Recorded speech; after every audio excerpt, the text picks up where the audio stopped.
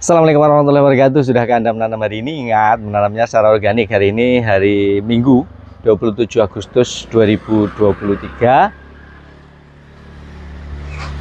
Kompos. Lihat-lihat kompos. Ini tumpukan kohe kambing.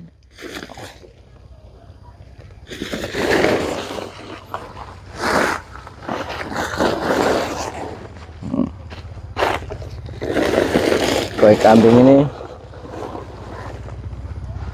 dia membawa sisa-sisa pakan, kayak ini batang-batang rumput,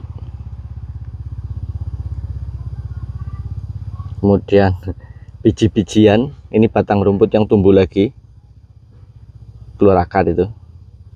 Nah ini yang dari biji, batang rumput juga ini tumbuh lagi. Terus mungkin ada biji-biji rumput yang juga tumbuh. Banyak kan batang-batang rumput ini yang tumbuh lagi. Dan ada biji-bijian yang tumbuh lagi. Ini masih proses pengomposan. Nah, proses pengomposan itu biasanya menimbulkan suhu tinggi. Itu yang pertama. Yang kedua, biasanya proses pengomposan itu berjalan sampai lama, 3 bulan bahkan mungkin lebih.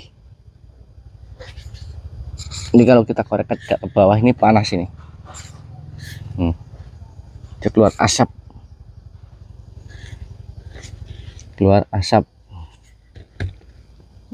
korek ke bawah terus.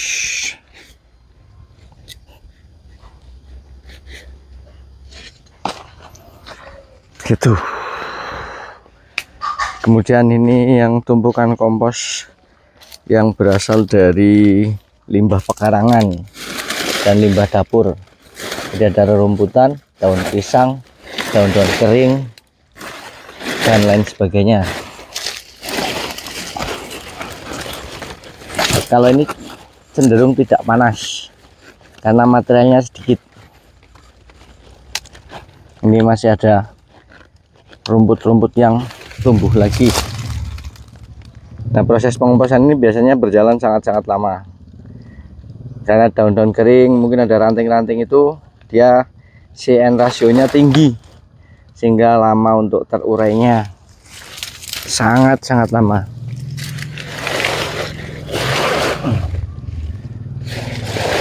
Nah, ini ada biji-bijian, biji salak, termasuk biji rumput dan lain sebagainya.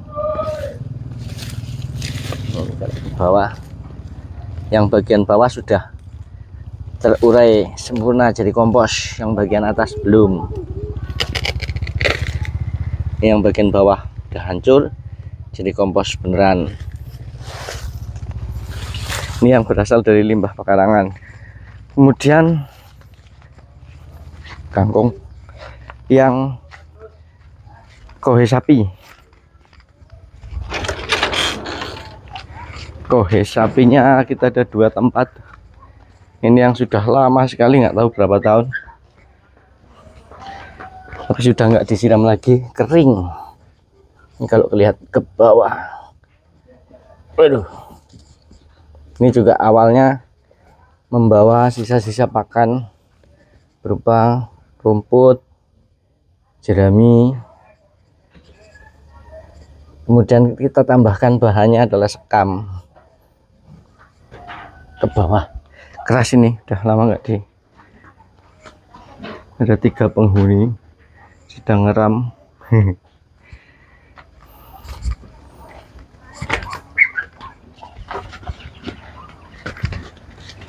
Kemudian ini juga sama, kohe sapi yang sudah lama. Ini kalau ini sering-sering kita siram, ini ke bawah kita korek.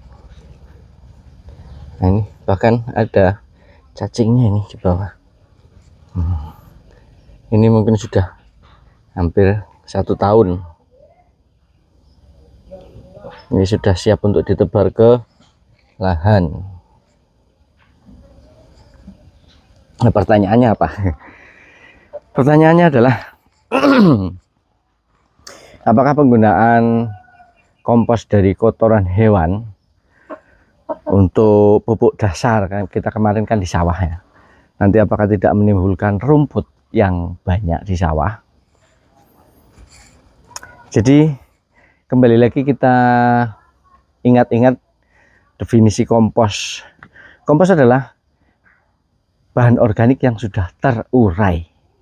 Artinya terurai itu apa? Sudah berubah wujud, sudah berubah sama sekali. Yang tadinya mungkin daun, kemudian rumput yang dimakan sapi, kemudian menjadi kotoran.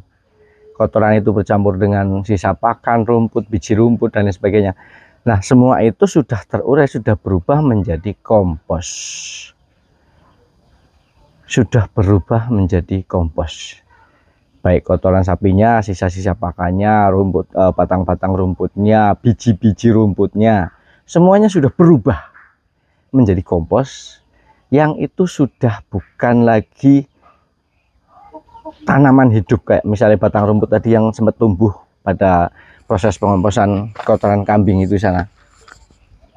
Lah, kalau yang kita tebarkan ke lahan, sawah, pekarangan dan lain-lain itu adalah kompos. Kembali lagi ingat, kompos adalah bahan organik yang sudah terurai. Nah, kalau yang kita tebarkan itu kompos, maka insya Allah di lahan itu, di sawah itu, di pekarangan itu tidak akan tumbuh rumput. Karena yang kita tebarkan itu kompos ya. Beda ketika kita menyebarkan kotoran hewan langsung kayak tadi, walaupun sudah lama ya. Ini tadi yang sebelah sana itu kan kotoran kambing. Beda. Kalau kotoran kambing kita ambil dari kandang, kemudian langsung kita tebarkan. Ya ada sebagian besar yang kotoran kambing lama, yang paling bawah itu sudah terurai. Tetapi ada sebagian lagi kotoran kambingnya yang baru, yang di atas, yang masih mengandung rerumputan, batang rumput, biji rumput. Tuh, makanya kalau kita tebarkan langsung kotoran hewan, walaupun sebagian sudah ada yang menjadi kompos, tetap akan menimbulkan rumput di lahan maupun di sawah. Itu seperti itu. Karena belum terurai keseluruhan, belum terkomposkan semuanya. Jadi kembali lagi yang harus kita ingat adalah ketika kita aplikasinya itu kompos, maka insya Allah aman. Ketika kita aplikasinya ke kompos, kembali lagi kita harus menanamkan dalam pikiran bahwa kompos itu apa sih? Kompos adalah bahan organik yang sudah diproses, sudah mengalami penguraian, sehingga sudah mengeliminasi bibit-bibit rumput, batang-batang rumput, biji-biji rumput. Itu seperti itu. Jadi ketika kita aplikasikan ya aman-aman saja. Namun ketika kita aplikasikan ini langsung kita tebarkan, maka seperti tadi, masih ada batang rumput yang bisa tumbuh, masih ada biji rumput yang bisa tumbuh. Nah, solusinya adalah dikomposkan. Kotoran kambing, kotoran sapi itu dikomposkan. Proses pengomposan ketika kita kondisikan secara baik, maka akan menimbulkan suhu tinggi. Nah, suhu tinggi itu akan mematikan bibit-bibit rumput kayak batang rumput tadi yang bisa tumbuh, kemudian biji rumput yang bisa tumbuh dengan suhu tinggi itu akan mati. Yang pertama. Yang kedua, proses pengomposan itu lama. Sehingga ketika ada biji rumput atau batang rumput yang dalam proses pengomposan itu tidak menimbulkan suhu tinggi, dia akan hidup, tetapi hidupnya sebentar. Karena dia akan ditutup. Kayak tadi, hidup. Tapi setelah hidup dia akan mati. Karena proses pengomposan ini berjalan lama. Sementara proses pengomposan ini ditutup dan diaduk seminggu sekali kalau bisa, 2 minggu sekali. Ketika batang rumput, biji rumput yang dari dalam proses pengomposan itu tumbuh, setelah diaduk lagi, kemudian ditutup lagi, dia akan mati. Dia akan mati kemudian terurai. Sehingga ketika kita aplikasikan ke lahan maupun ke sawah itu sudah tidak menyebabkan rumput lagi. Karena tadi biji rumput dan batang rumputnya sudah terurai. Ini diulang-ulang terus. Kenapa? Ya, supaya dalam pikiran kita itu bisa membedakan antara kompos dan kohe, kompos dan pupuk kandang. Ya, beda. Jadi di masyarakat itu menyebar paradigma atau apa namanya ya, bahwa ketika kita menggunakan kohe sapi, menggunakan kohe kambing untuk ditebar ke sawah, itu nanti akan tumbuh banyak rumput. Iya, tumbuhlah. Wong kohe kambing langsung diambil, kohe sapi langsung diambil, diangkut langsung tebar. Ya tumbuh karena dia masih membawa batang rumput yang masih hidup, biji rumput yang masih hidup.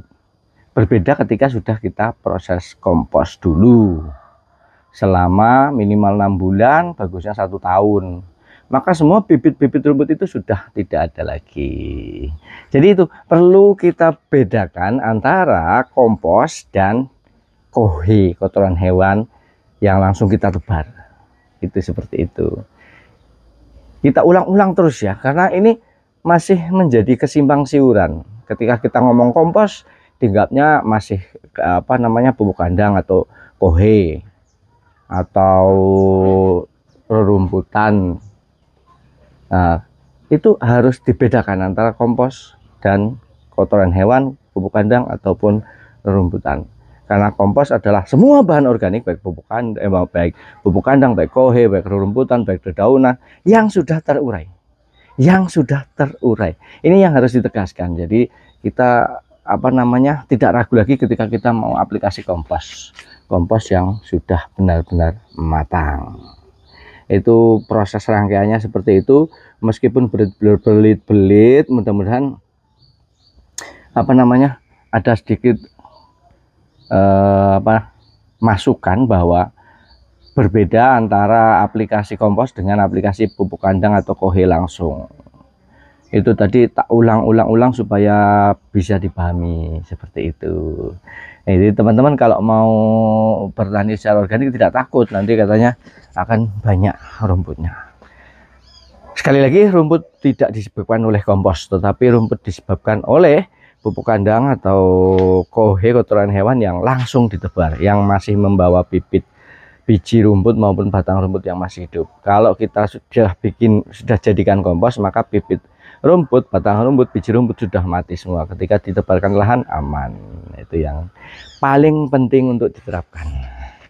Oke, demikian. Semoga ada manfaatnya. Terima kasih nonton. Assalamualaikum warahmatullahi wabarakatuh.